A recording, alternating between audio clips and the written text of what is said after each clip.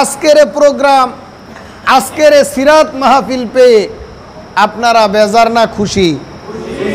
অল্প না বেশি? একটু বেশি খুশির সহিত উচ্চ আওয়াজে আরো একবার পড়ে নেই আলহামদুলিল্লাহ। এক শ্রেণীর মানুষ খুশি হতে পারে নাই, যাদের জ্বালা যন্ত্রণা আসে পূর্বের থেকেই চলতেছিল, যারা শয়তানের ওয়াসওয়াসায় পড়ে শয়তানের রাস্তায় নিজেদেরকে বিলিয়ে দিয়েছেন, বলি নাউজুবিল্লাহ। তারা আবার ভিন গ্রহের কোনো প্রাণী নয়, তারা আমাদের সমাজে বসবাসকারী, আমাদের আত্মীয় স্বজন, আমাদের ভাই বেরাদার, ঠিক কিনা বলেন? একই সমাজে বসবাস করি, একই জামাতে নামাজ আদায় করি, কিন্তু ইসলামের কথা হোক, আল্লাহর জমিনে আল্লাহর দিন প্রতিষ্ঠিত হোক, এটা তারা বরদাস্ত করতে পারে না, বলেন নাউজুবিল্লাহ। আজকে ফেসবুকে একজন একটা স্ট্যাটাস দিছেন, যারা বলতেছে আগের দিনেই ভালো ছিলাম, তারা তো আগের দিনে চান্দাবাজি ধান্দাবাজি সব কিছু করে খাওয়ার সুযোগ ছিল, এই জন্য তারা আগের দিনেই ভালো ছিল। এখন চান্দাবাজি ধান্দাবাজি বন্ধ, অন্যায় অনাচার বন্ধ, যা খায় কিনা খাওয়া লাগে, চান্দাবাজি করে খাওয়ার সুযোগ নাই, তাহলে কি তারা এখন ভালো আছে? এখন তো তাদের জন্য তারা একটু খারাপ ওই আছে। কিন্তু আল্লাহ পাক রব্বুল আলামিন আমাদেরকে সর্বাবস্থায় ভালো রাখেন, বলি আলহামদুলিল্লাহ। কারণ আমরা কোনোদিন চান্দাবাজি করে খাওয়ার ধান্দাই করি না, ধান্দাবাজি আমাদের সঙ্গে যায়ই না। বলে ওই যে ওইটা কেটে যায়, মসজিদের হুজুর যায়, ওইটা কেটে যায় উনি জামাত করে, ওইটা কেটে যায় উনি তাবলিগ করে, ওইটা কেটে যায় উনি 5 ওয়াক্তের মুসল্লি। আমার মতো হুজুর, আপনার মতো হুজুর, যেই ব্যক্তি ভালো পথে চলে, আল্লাহর দিনের পথে চলে, ওই ব্যক্তিকে যদি কোনো মানুষ একটা বিড়ি খাওয়াও দেখে, যে একটা বিড়ি খাইতেছে, বিড়ি তো আসলে এটা খায় না, এটা টানে, ঠিক কিনা বলেন? আর এটা কি খাওয়া হয়? খাইলে তো পেট ভরে, বিড়ি খেলে কি পেট ভরে? যারা খায় তারা আসে বলতে পারবে। আমরা ধারণা করে বুঝি যে আসলেও এটা পেট ভরার জিনিস না, এটা টানার জিনিস, নেশায় পড়ে টানে। এরকম এটাকে তো আমাদের সমাজে অপরাধ মনে করা হয় না। অপরাধ মনে করলে এটা দোকানপাটে রাস্তাঘাটে সবার সম্মুখে উন্মুক্তভাবে টানার সুযোগ ছিল, এটা কিন্তু সমাজে অপরাধ মনে করে না। কিন্তু একজন হুজুর একটা বিড়ি টান দিছে, এটা যদি খালি কোনো মতে একটু প্রচার হয়, তাইলে ওই হুজুরের হুজুরগিরি থাকবে, ওই ইমামের ইমামতি থাকবে, সব চলে যাবে এক বিড়িতে টান দেওয়ার কারণে। তাইলে যেই সকল লোক একটা বিড়িতে টান দিতে পারে না, তারা তো দিবেই না। সেই সকল লোকের কাছ থেকে চান্দাবাজি ধান্দাবাজি, মানুষের হক নষ্ট করে খাওয়া, মানুষকে বিপদে ফেলায় বিচার সালিশের নাম দিয়ে হাজার হাজার টাকা পয়সা হাতায় খাওয়া, এমনকি রাষ্ট্রের বিন্দুমাত্র ক্ষতি করার চিন্তা তাদের মস্তিষ্কে কোশ্চিনকালেও আসতে পারে না। জবান খুলে বলেন ঠিক কিনা? যেই লোকটা বিড়ির পিছনে একটা টান দেওয়ার সাহস পায় না, টান দেয় না, ওই লোকটা আপনার সম্পদ হনন করে খাবে, ওই লোকটা আপনাকে বিপদে ফেলবে, ওই লোকটা দেশের কোনো ক্ষতি করবে, এটা চিন্তা করলে শয়তান করবে, কোনো মানুষ করবে না, ঠিক কিনা বলেন? ওই যে আগের দিনে ভালো ছিলাম এখন ভালো নাই। সম্মানিত হাজিরিন, আমরা এরকম একটা প্রোগ্রাম, বিশেষ করে এটা আল্লাহ পাকের দয়া, আল্লাহ তাআলা আমাদেরকে দীর্ঘদিন পরীক্ষা নিছেন, ঠিক কিনা বলেন? আমি হুজুর, আমি একটা ইসলামিক দল করি, এটা আমার বলার ক্ষমতা নাই। আমি জামাত করি, এটা আমার বলার ক্ষমতা নাই। জামাতের একটা প্রোগ্রাম হবে, এটা বলার ক্ষমতা নাই। যদিও করে, ঘরের মধ্যে বসে বসে চুপি চুপি করতে হবে। কি প্রোগ্রাম করবে? তারা কোরআনের দার্স দিবে, হাদিসের দার্স দিবে, মানুষদেরকে আল্লাহ এবং আল্লাহ রসুলের পথের দিকে আহ্বান করবে। এটা বলা যাবে না, এটা করা যাবে না। কেন করা যাবে না? ওই যে তারা আগের দিনে ভালো ছিল, ওই যে আগের দিনের ওই কামগুলি শেষ হয়ে যাবে। আল্লাহর হাবিব সাল্লাল্লাহু আলাইহি ওয়াসাল্লামকে আল্লাহ পাক রব্বুল আলামিন পৃথিবীর জমিনে কেন পাঠিয়েছিলেন? পবিত্র কোরআনুল হাকিমে আল্লাহ পাক রব্বুল আলামিন সেটা সুস্পষ্ট করে দিয়েছেন, বলি সুবহানাল্লাহ। আল্লাহ পাক রব্বুল আলামিন বলেন, হুয়াল্লাযী আরসালা রাসূলাহু বিল হুদা ওয়া দীনিল হাক্কি লিইয়ুযহিরাহু আলাদ-দীনি কুল্লিহি ওয়ালাউ কারিহাল মুশরিকুন। বলেন সুবহানাল্লাহ। আল্লাহ পাক রব্বুল আলামিন বলেন, তিনি তো তিনার রাসূলকে পাঠিয়েছিলেন সত্য দিন এবং হেদায়েত সহকারে।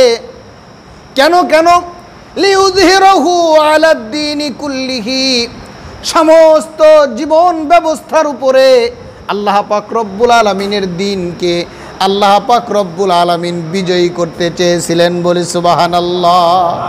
ওয়ালাউ কারিহাল মুশরিকুন, যদিও তা মুশরিকরা পছন্দ করে, ওয়ালাউ কারিহাল কাফিরুন, যদিও কাফির বেঈমানগণ এগুলি পছন্দ করতে পারে না, এগুলি তাদের কাছে ভালো লাগে না। কারণ ওই যে আমাদের আল্লামা বলেছিলেন, দিন বিজয় হলে তাদের মহা মুশকিল হয়ে যাবে, তারা বড় বড় বোতল খাইতে পারবে না। ঠিক কিনা বলেন? আল্লাহর দিন যদি আল্লাহর জমিনে কায়েম হয়ে যায়, তাইলে যাদের বড় বড় বোতল খাওয়ার অভ্যাস আছে, 7 আপের বোতল, হ্যাঁ, কোকো কোলার বোতল, ওই যে বাংলা বোতল, এরপরে ইংলিশ বোতল, যেগুলি খাইলে মানুষের সেন্স থাকে না, আল্লাহ পাক রব্বুল আলামিন সমস্ত বাংলার জমিনের মানুষদেরকে দেখায় দিলেন যে তোমরা যাদেরকে ক্ষমতায় রেখেছিলা, যাদেরকে পছন্দ করতা, যাদের পিছনে 1 কাপ চা খাওয়ার বিনিময়ে লালিত হয়ে ঘুরে বেড়াইতা, তারা বড় বড় বোতল খায়, তাদের বাসার মধ্যে বড় বড় বোতল পাওয়া যায়। বলেন নাউজুবিল্লাহ। যেদিন গণভবন দখল হয়, বোতলের ছবি আমরা 2-4টা দেখছি না? কি বলেন না, আপনারা দেখেন নাই? এগুলি কি যারা গেছিল হাতে করে নিয়ে গেছিল, সেনাবাহিনীর সামনে দিয়া, পুলিশের সামনে দিয়া বোতলগুলা নিয়ে গেছিল যে যাই আমার ম্যাডামের বাসায় নিয়ে যা, বসে বসে খাই। এগুলি ম্যাডাম আগে থেকে জোগাড় করেই রাখছিলেন। বলেন নাউজুবিল্লাহ। তাদের পিছনে আমরা ঘুরেছিলাম। আমার মুসলমান ভাইয়েরা, আমাদের কথা যদি আপনারা গ্রহণ করতে না পারেন, আমাদের কথার ওজন যদি আপনাদের কাছে বেশি হয়ে যায়, আমাদেরকে যদি আপনাদের পছন্দ না হয়, আমরা তো আল্লাহর কোরআন এবং রাসূলের হাদিসের বাহিরে আপনাকে কোনো কিছু করতে বলি না, কোনো কিছু করতেও বলবো না। এমন কি আল্লাহ এবং আল্লাহ রাসূলের কথা মতে আমাদের জীবন পরিচালনা করতে গিয়ে আমাদের এরকম একটা জীবন নয়, 1000 জীবন যদি আল্লাহর রাস্তায় বিলিয়ে দিতে হয়, এরপরেও আমরা আল্লাহ এবং আল্লাহর রাসূলের পথ থেকে পিছপা হব না। একটু জবান খুলে বলেন ঠিক কি না? আমাদের কথা যদি আপনাদের কাছে খুব ভারী মনে হয়, যদি পছন্দ না হয়, তাহলে আপনাদের কাঁধের উপরে জুলুম চেপে বসবে। থানায় যাবেন, একটা অভিযোগ নিয়ে আপনার কাছ থেকে টাকা চাওয়া হবে, যেটার জন্য চাইরে না পয়সা, সরকারি কোনো খরচ নাই, ওইটা মামুরা খাবে, মামুরা। আমাদের কথা যদি আপনাদের কাছে পছন্দ না হয়, ভালো না লাগে, আপনারা ভূমি অফিসে যাবেন, সেখানে গিয়ে ঘুষ দেওয়া লাগবে। আপনার জমি সরকারি সমস্ত ইনস্ট্রুমেন্ট তাদেরকে দিয়ে দেওয়া হয়েছে, কাজের বিনিময়ে তাদেরকে মাসের পর মাস পারিশ্রমিক দেওয়া হচ্ছে। এরপরে আবার উপরি কামাইয়ের জন্য বলবে কিছু দিয়ে যান। উপরি কামাই তো আবার আমাদের কাছে খুব পছন্দের, আমরা যখন যাই দেই তখন আমাদের কাছে ভালো লাগে না, কিন্তু আমাদের কাছ থেকে আমরা যখন ইচ্ছা করে যাই দেই, আমাদের কাছ থেকে নেয়, তখন ভালো লাগে না। কিন্তু আমাদের ছেলে মেয়ে, আমাদের আত্মীয় স্বজন কেউ যদি এই উপরি কামাইয়ের পথে থাকে, তখন আবার আমাদের ভালো লাগে। এটা কেমনে ভালো লাগে একটা উদাহরণ দেই। ধরেন যে মেয়ে বিবাহ দিবে, বলে যে ছেলে কি করে? ছেলে অমুক অফিসের পিয়ন, সরকারি চাকরি করে পিয়ন। পিয়নের বেতন কত? 10-12 হাজার টাকা মনে হয় পায়। ইয়া দিয়ে কি আমার মেয়ের সংসার চলবে? বলে আরে বোকা, 10-12 হাজার টাকা তো বেতন, উপরি কামাই আছে মাসে 50,000। কয় তাইলে দেওয়া যায়। কি বলেন? এটা কি আমাদের সমাজের বাস্তব চিত্র না? বলে যে বেতন আছে 10-12 হাজার, হালাল বেতন, এটাই চলে না। কয় উপরি কামাই আছে। কয় হ্যাঁ ঠিক আছে, ছেলে এইটাই চাঁদের ডিব্বা, এই ছেলেই তো খুঁজি। আমার প্রিয় ভাইরা, আমার প্রিয় বাবারা, ইসলামকে যদি ক্ষমতায় আনতে পারেন, ওইটা মনে হয় আবার রাজনীতি হয়ে যেতেছে না? মসজিদের মধ্যে বসে ইসলামকে ক্ষমতায় আনা, এটা মুসলমানদের জন্য আবার রাজনীতি। আগে ওয়াজ মাহফিল এরকম কথা বললে একেবারে হুজুরকে জাগায় খতম, হয় মাহুত পিস করে নিত, না কলার ধরে নামায় ফেলতো, আর না সরাসরি ওই যে আমাদের মামুরা এসে নিয়ে যেত যে হুজুর চলেন, আপনি কি কইছেন এগুলা, বড় বিপদের কথা বলছেন। মসজিদ, মাদ্রাসা, দিন, ইসলাম আমরা এক জায়গায় কুক্ষিগত করে রেখে দিছি। বলে যে ধরেন বিবাহ শাদীর দিনে বাড়িতে ছেলে পেলে গান বাজনা বাজাইব, মেয়েরা কাপড় চুপুর খুলে নাচানাচি করব, এই জায়গায় যায় যদি কোনো মুরব্বী কয় আজকে বিবাহের দিন, এই কোনো অন্যায় কাজগুলি করিস না বাবা, তোরা এই গান বাজনাগুলি বাজিস না, কয় আজকে কোনো হাদিস টাদিস কইেন না, আজকে বিবাহের দিন। বলেন নাউজুবিল্লাহ। মানে বিবাহের দিনে ইসলাম লাগবে না, ইসলাম থাকবে মসজিদের ভিতরে, ইসলাম থাকবে কোরআনের ভিতরে, ইসলাম থাকবে হুজুরদের ভিতরে, ইসলাম কেন আবার সমাজে আনেন? কিন্তু আমার আগের বক্তা আলোচনা করে গেছেন, আল্লাহ পাক রব্বুল আলামিন ইসলাম শুধুমাত্র মসজিদের ভিতরে দেন নাই, ইসলাম শুধুমাত্র কোরআনুল কারীমের ভিতরে সীমাবদ্ধ করে দেন নাই, ইসলাম শুধুমাত্র গুটি কয়েক ব্যক্তি মানবে এজন্য দেন নাই। আল্লাহ পাক রব্বুল আলামিন দ্বীন ইসলাম আমাদের জীবনের জন্য সম্পূর্ণ একটা সংবিধান হিসেবে পাঠিয়ে দিয়েছেন। আমরা যে যেখানেই যাব, আমাদের ঘর থেকে নিয়ে বাহির, বাহির থেকে নিয়ে সমাজ, সমাজ থেকে নিয়ে রাষ্ট্র, রাষ্ট্র থেকে নিয়ে আন্তর্জাতিক পরিমণ্ডল পর্যন্ত প্রত্যেকটি ধাপে ধাপে, প্রত্যেকটি পরতে পরতে একজন মানুষকে ইসলামের অনুসরণ করা লাগবে। রসুল সাল্লাল্লাহু আলাইহি ওয়াসাল্লামের নীতি আদর্শ গ্রহণ করা লাগবে। জবান খুলে বলেন ঠিক কিনা? আল্লাহ পাক রব্বুল আলামিন বলেন, ইয়া আইয়ুহাল্লাযীনা আমানু দুখুলু ফিস-সিলমি কাফা ওয়া লা তাত্তাবিউ খুতুওয়াতিশ শাইতান ইন্নাহু লাকুম আদুউম মুবিন। বলেন আল্লাহু আকবার। আল্লাহ পাক রব্বুল আলামিন বলেন, ওহে ঈমানদার সকল, তোমরা ইসলামের মধ্যে পরিপূর্ণরূপে প্রবেশ করো, আর তোমরা শয়তানের পদাঙ্ক অনুসরণ করিও না, কারণ শয়তান তোমাদের প্রকাশ্য শত্রু। কি বলেন? শয়তান যদি আমাদের প্রকাশ্য শত্রু হয়, তাহলে শয়তান কি চাবে যে আমরা মসজিদের বাহিরে ইসলাম মানি? কি বলেন? এটা কি শয়তানের কাছে ভালো লাগবে? শয়তান কখনো চাবে না যে ইসলাম মসজিদের বাহিরে যাক, কারণ ইসলাম মসজিদের বাহিরে, শয়তান তো মসজিদের ভিতরে ইসলাম চায় না। এরপরে যদি আমাদেরকে ঠেলে ঠেলে মসজিদের ভিতরে রাখতে পারে, তাইলে তো শয়তান তাও কিছুটা বাঁচে, ঠিক কিনা বলেন? তাও কিছুটা শয়তান রক্ষা পায়। ইসলাম যদি মসজিদের বাহিরে যায়, তাহলে তো শয়তানের কোনো জায়গাই থাকে না।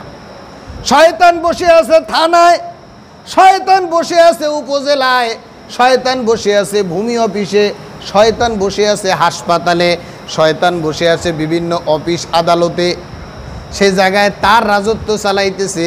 এখন যদি হুজুরদেরকে আনা হয়, এখন যদি ইসলামকে ক্ষমতায় আনা হয়, এখন যদি রসুল সাল্লাল্লাহু আলাইহি ওয়াসাল্লামের নীতি আদর্শ প্রত্যেকটা ঘরে ঘরে ঢুকায় দেওয়া হয়, তাহলে শয়তান আল্লাহর জমিনে থাকতে পারবে না। এই জন্য শয়তান আমাদেরকে মসজিদ থেকে বাইর হইতে দিতে চায় না। যে হুজুররা মসজিদেই থাকো, আল্লাহ বিল্লাহ করো, মসজিদেই নামাজ কালাম পড়ো, নামাজ প্রতিষ্ঠার কথা বলো না, নামাজ তোমরা নিজে নিজে পড়ো। এজন্য মসজিদ করা লাগবে। তোমার কত টাকা লাগে আমি দেব, আমার অবৈধ ব্যবসা আছে না বৈধ ব্যবসা আছে এটা তোমার দেখার দরকার না। মসজিদে এসি লাগাইবা, 5 লক্ষ টাকা লাগবে, দিয়ে দেব। মসজিদে টাইলস করবা, 10 লক্ষ টাকা লাগে, দিয়ে দিব। মসজিদ অনেক সুন্দর করবা, ওয়ালাইকুম আসসালাম, লিল্লাহি তাকবীর, লিল্লাহি তাকবীর। আলহামদুলিল্লাহ, আমাদের কাপাসিয়ার গণমানুষের নেতা, আমাদের প্রিয় ভাই মাওলানা ফরহাদ মোল্লা সাহেব এসে গিয়েছেন, বলি আলহামদুলিল্লাহ। তিনি আমাদেরকে ইনশাল্লাহ চমৎকার চমৎকার আলোচনা শোনাবেন। আমি একটু সময় কাটাইতেছি আর কি, সময় শেষ হলে কিন্তু বললেন যে হুজুর আপনার সময় শেষ। আল্লাহ পাক রব্বুল আলামিন আমাদেরকে শয়তানের হাত থেকে বাঁচানোর জন্য দ্বীনি জীবন ব্যবস্থা দিয়েছেন। ইসলামিক সমাজ গঠনের নির্দেশ আল্লাহ পাক রব্বুল আলামিন আমাদেরকে দিয়েছেন।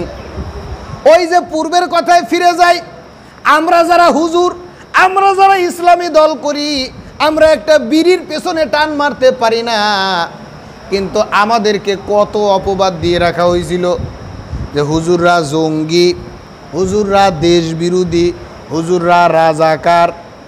আল্লাহ পাক রব্বুল আলামিন শব্দটাকে এমনভাবে ঘুরাইয়া ফিরাইয়া তাদের কাঁধের উপরে জমা করে দিলেন, আমাদের পরীক্ষা শেষ, তাদের পতন শুরু। কি বলেন, ঠিক না? এক সময় শাহবাগে দাঁড়ায়া দাঁড়ায়া আমাদের হুজুরদের নামে এমনকি বিশ্ববরেণ্য মুফাসসিরে কোরআন আল্লামা দেলোয়ার হোসেন সাইদির মতো একজন বিদগ্ধ বাংলার শ্রেষ্ঠ রত্ন আলেমে দ্বীনকে রাজাকার বলতে ছাড়ে নাই, বলেন নাউজুবিল্লাহ। সে শব্দ আল্লাহ পাক রব্বুল আলামিন তাদের ঘাড়ের উপরে চাপায়ে দিলেন। আমাদের সমাজের, আমাদের দেশের সন্তানেরা বুঝে গেল আসলে বাস্তব কাহিনী কি। হুজুরদেরকে রাজাকার বানিয়ে রেখে, ইসলামপন্থীদেরকে কোণঠাসা করে রেখে তাদের শয়তানি রাজত্ব তারা কায়েম করতে চেয়েছিল, করতেই চেয়েছিল। তাদের মিশন ছিল 41 সাল, তাদের মিশন ছিল 61 সাল, তাদের মিশন ছিল 100 বছর। তলে তলে সাধারণ মানুষদেরকে মসজিদের মধ্যে ঢুকায়া মাথা হাতায়া হাতায়া বিভিন্ন প্রকার উন্নয়নের সবক দিয়া ইসলাম থেকে দূরে রেখেছিল। উপরে উপরে উন্নয়ন, তলে তলে ইসলাম খতম। জবান খুলে বলেন নাউজুবিল্লাহ। সাধারণ জনতা যাদের ইসলাম সম্বন্ধে ধ্যান ধারণা নাই, যারা দিন সম্বন্ধে তেমন একটা বুঝে না, তারা বলতো হুজুররা অযথা মনে হয় তাদের বিরোধিতা করে, কিন্তু আসলে বাস্তবিক পক্ষে হুজুররা যে সব কিছু জেনে বুঝে তাদের বিরোধিতা করতো, এটা সাধারণ জনগণদেরকে বুঝতেই দিত না।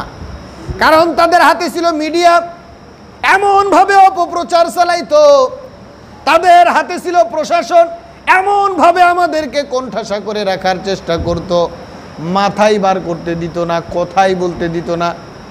আমি খারাপ করতেছি না ভালো করতেছি, এটা যদি আপনাকে বলারই সুযোগ না দেওয়া হয়, আর যদি দেধারসে বলা হয় যে সে খারাপ, তাইলে তো যারা নাবুঝ মানুষ তাদের কাছে তো মনে হবে, আসলেও মনে হয় কোনো সমস্যা আছে।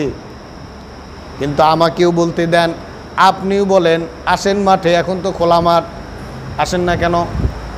সব থিয়ে পালাইছেন। এটা তো আল্লাহ পাক রব্বুল আলামিনের পক্ষ থেকে সরাসরি ব্যবস্থা।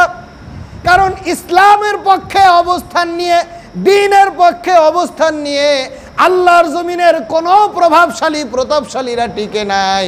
আমরা বারংবার বলেছি, ধৈর্য ধরেন। আল্লাহ পাক রব্বুল আলামিন ফেরাউনকে নীল নদে চুবাইয়া মারছেন, নমরুদকে মশা দিয়ে ধ্বংস করে দিয়েছেন। একটু ধৈর্য ধরেন, আল্লাহ পাক রব্বুল আলামিন তাদের উত্তরসূরিদেরকেও ঠিক একইভাবে ধ্বংস করবেন।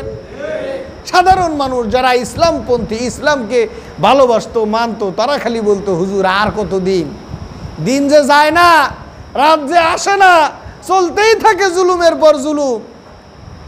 এ জুলুমের অবসান কবে হবে? আল্লাহ পাক রব্বুল আলামিন বাংলার জমিনের মানুষদেরকে দেখিয়ে দিলেন, ইসলামের বিপক্ষে অবস্থান নিয়ে আল্লাহর জমিনে কোনো বাতিল টিকে থাকতে পারে না। জবান খুলে বলেন ঠিক কিনা? সুতরাং এখন যারা আমরা রয়েছি, আমাদের যারা ভবিষ্যৎ কর্ণধার রয়েছেন, আমরা সকলকে উদাত্ত আহ্বান জানাই, আমরা ইসলাম চাই। সকলেই জবান খুলে বলেন কি চাই? আমরা ইসলাম ছাড়া অন্য কিছু চাই না। জবান খুলে বলেন ঠিক কিনা? ইসলামের যে আমাদের সমাজের জন্য, আমাদের দেশের জন্য, আমাদের নিজেদের জন্য যে কতটুকুন প্রয়োজন, আমরা যারা সাধারণ জনশক্তিও রয়েছি, আমরা যারা ইসলামকে বিন্দুমাত্র সমর্থন করি, আমাদের সকলের মুখ খুলতে হবে। আমরা যারা ইসলামপন্থী আছি, আমরা যারা নামাজ কালাম পড়ি নিজেদেরকে অনেক সময় অনেক দুর্বল ভাবি। এর মধ্যে উল্লেখযোগ্য কারণ হইতেছে আমরা ইসলাম মানি, ইসলাম আমাদের কাছে ভালো লাগে, কিন্তু ইসলাম সম্বন্ধে আমরা অনেক কম জানি, এই জন্য বলতে চাই না, ইসলাম সম্বন্ধে বলতে চাই না। কিন্তু আমাদের যাদের ইসলাম ভালো লাগে, আমরা কিছু হলেও জেনে আমাদের লেভেলের আমাদের যে সকল ভাই আছে অন্ততপক্ষে তাদের দাঁড়ে দাঁড়ে বারে বারে গিয়ে আমাদেরকে ইসলামের প্রয়োজনীয়তা তাদেরকে উপলব্ধি করাতে হবে। জবান খুলে বলেন ঠিক কিনা? আমরা এই কাজটি করব তো ইনশাআল্লাহ। আমরা একেবারে দুর্বল জনশক্তি যারা রয়েছে, আমরা আমাদের ভাইয়ের সঙ্গে কথা বলবো, তাদেরকে আমরা বুঝাবো, ভাই ভাই তুমি আমার ভাই, আমিও তোমার ভাই। আমরা তো দুনিয়াতে কত কিছুই দেখলাম, এই বাংলাদেশেও তো অনেক কিছুই দেখলাম, এবার আসো আমরা একটু ইসলামটা দেখি।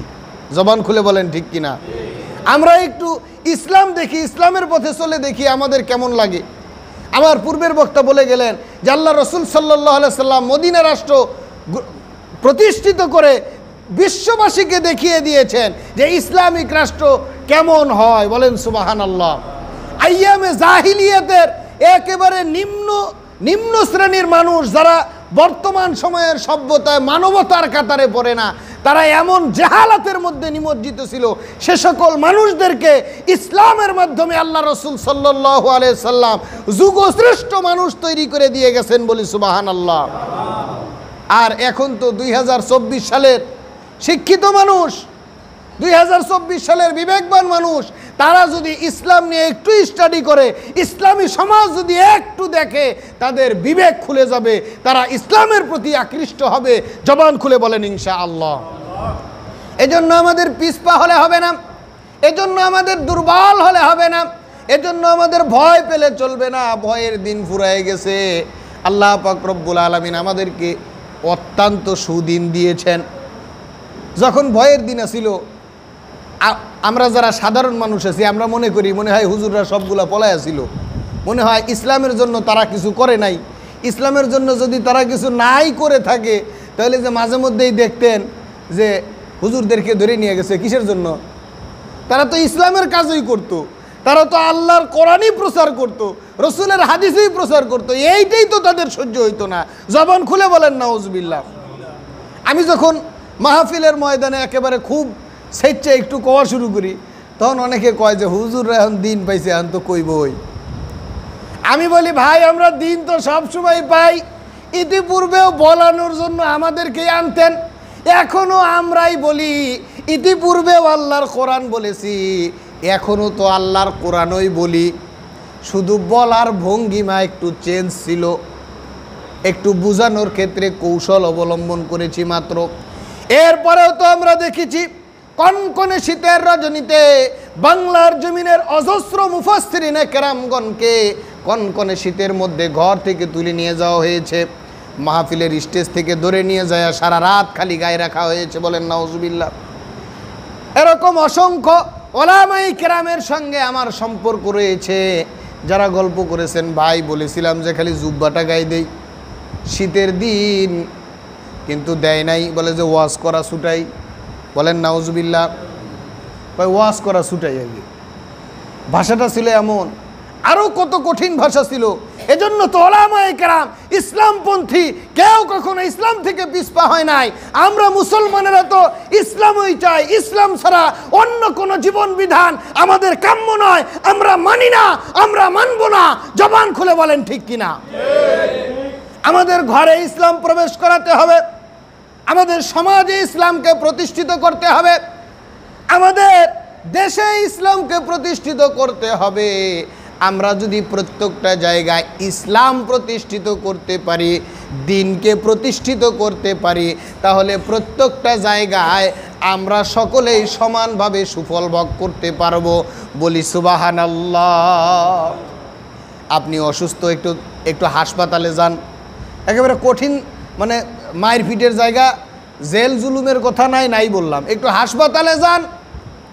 আমি আপনি যদি সাধারণ রোগী হয়ে থাকি, আমার আপনার মামু খালু যদি না থাকে, তাহলে সিরিয়াল দিয়ে ঘন্টার পর ঘন্টা দাঁড়ায় থাকা লাগে। আর যদি মামু খালু থাকে, এমপি মন্ত্রী এমনকি চেয়ারম্যান মেম্বারের ভাগিনা ভাতিজাও হয়ে থাকি, কি বলেন? তাইলে কিন্তু তার সিরিয়াল দেওয়া লাগে না, তাকে ওই যে মামু খালুর বাগিনা হিসাবে একেবারে সামনের কাতারে নিয়ে যায় সর্বপ্রথম চিকিৎসা দিয়ে বিদায় দেওয়া হয়। ইসলাম না থাকার কারণে এই বৈষম্য হয়।